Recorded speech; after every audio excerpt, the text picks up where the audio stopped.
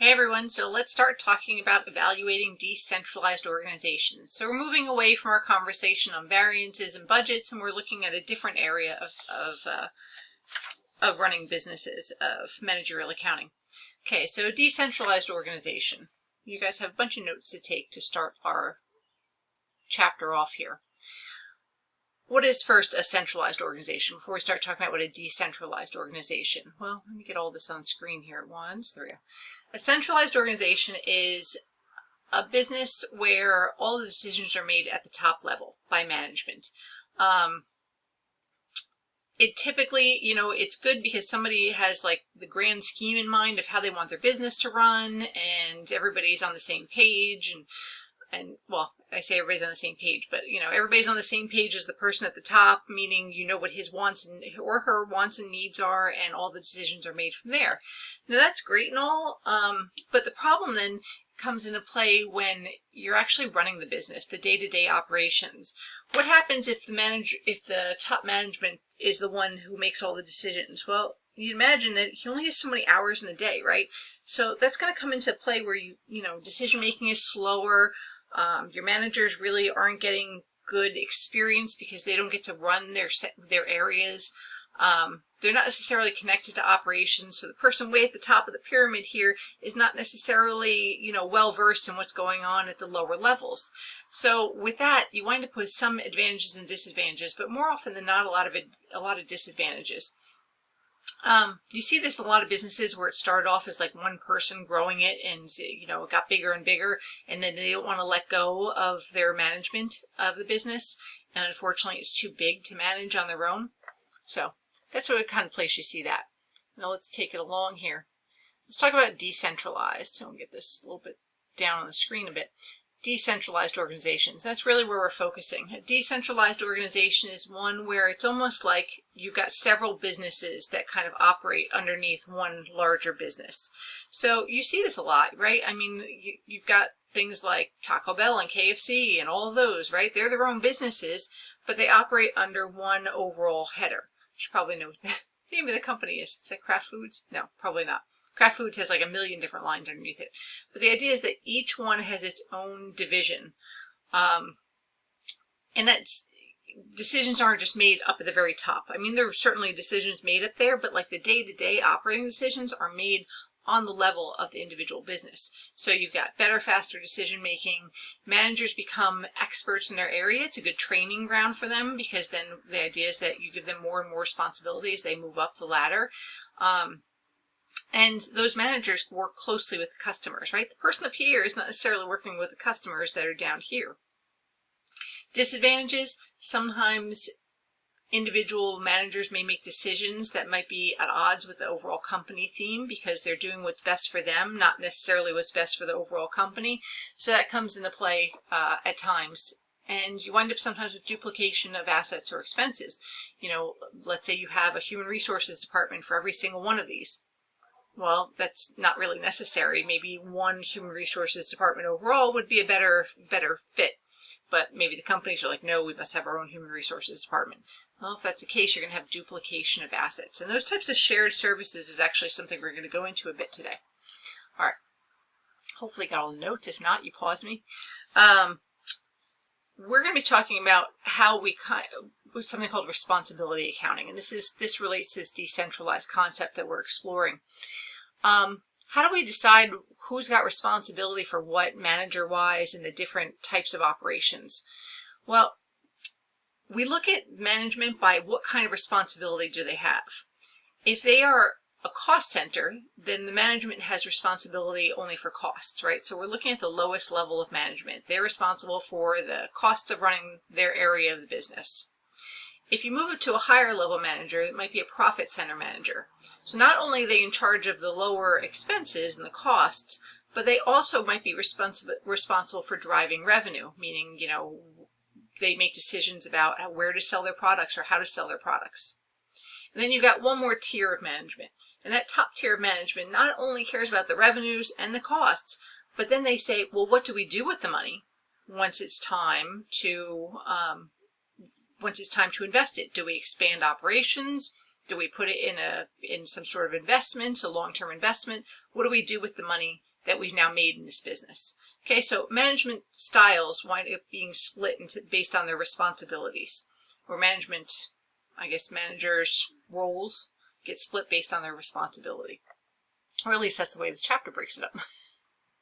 Okay, so just a little example of what a cost center would look like. A cost center would look like, let me get this little guy out of the way here. Oh, no, I guess I can stay there. All right, the cost center. So the idea is that, if you've got questions, let's say, the highest level manager, the VP of budget performance, well, it's a budget performance report, the VP might only have this high level view, right, of what's the administration's costs, what are Plant A's costs, what are Plant B's costs overall, like their revenues and their costs together. Well, the revenues and costs might just be revenues. Maybe it just might be costs. I take that back. Budget performance report. I'm not really sure. Well, I guess we'll work our way down. All right. Anyway, point being is the administration's budget was budgeted for $19,500. Their actual costs were $19,700. They were $200 over budget in cost. Not a big deal. Plant A, however, was $28.55 over budget. Plant B was also over budget, but we're kind of focusing on Plant A here because it was larger. I mean, $2,855 is really nothing, but let's pretend that this is in millions, okay? So it could be something. So if that were the case, this is what the vice president would see, right? The high level. And then they would say, all right, well, what's going on? Hey, manager of Plant A, give me some information, right? So this is the investment center manager, and now we've got the profit center manager. What's going on? So you go down to Plant A and you say, why are you guys $2,855 over budget? Okay, so now they've got a deeper level view. Administration, Department 1, Department 2, Department 3, and they've got all of their budget to actual costs broken down. Well, a piece of it was Department 1. Department 2 is pretty over too, but whatever. The example here is just focusing on Department 1. Department 1 may then say, okay, well, you guys are $1,500 over budget. Why? So it comes on down to the lowest level manager, and you say, why? Why are you off? And now that you've got the details, right? The guy up here doesn't need to be looking at the level of details down here, right? He doesn't have time for all this. He's got bigger fish to fry. He might be looking at these, rather lower level managers responsible for looking at these costs more closely and saying, well, this is why our costs were up. Our materials were significantly more expensive than we expected them to be. Okay, great. So those are the kind of things, the point being is you're looking at different things at different levels of management. That's really, at the end game, that's really what we're trying to get across here. Okay. So there's one quick little example here.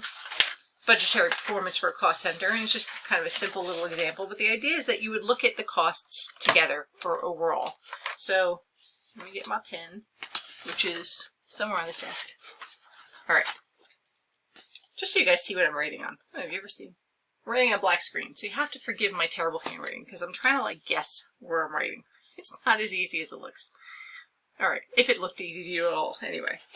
All right, so looking at this little example, the idea is you would look at the costs of a business by department and by overall, right? You'd look at them all kind of combined. So let's say, look, this one, Minden Company's costs were under budget by $36,000. The company is divided into two different regions, North and South. The North were over budget by $45,000, so then what was the result of the South? Well, so you could look at them together, right? And that's the point here.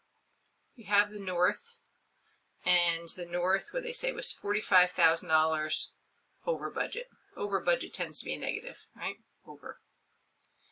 South, we don't know. That's what the question is. But together, the company overall is $36,000 under budget. So if that's the case, what must South have been? Well, South must have been, if we work backwards on this, a little algebra here, $81,000 under budget. So now it's $81,000 under budget minus $45,000. They were over budget, and overall the company is $36,000 under budget. Okay, so just quick little simple example on how that works. All right, so let's just talk for a minute about the profit center. Profit center, too far, has, now we're looking not just at costs, but we're looking at revenues. So we break it into two things, controllable revenues and controllable expenses. Controllable revenues are those revenues that are earned by the profit center. controllable expenses are costs that can be influenced or controlled by the decisions of management in that profit center. The idea being is not every expense is controllable, which is why we say costs that can be influenced or controlled by the management's decisions. I mean, you can't blame them if you've put them in a factory and property taxes are, $100,000 a month, well, a year maybe. That's not something that they can control. So you want to look at controllable expenses. What are they kind of in charge of? So I think we have a problem. Yeah, we have a problem that we're going to do based on this it's a theme park, movie park division problem here. Okay. I'm going to pause us and we'll come back in just a minute. Or rather, come back to the next video.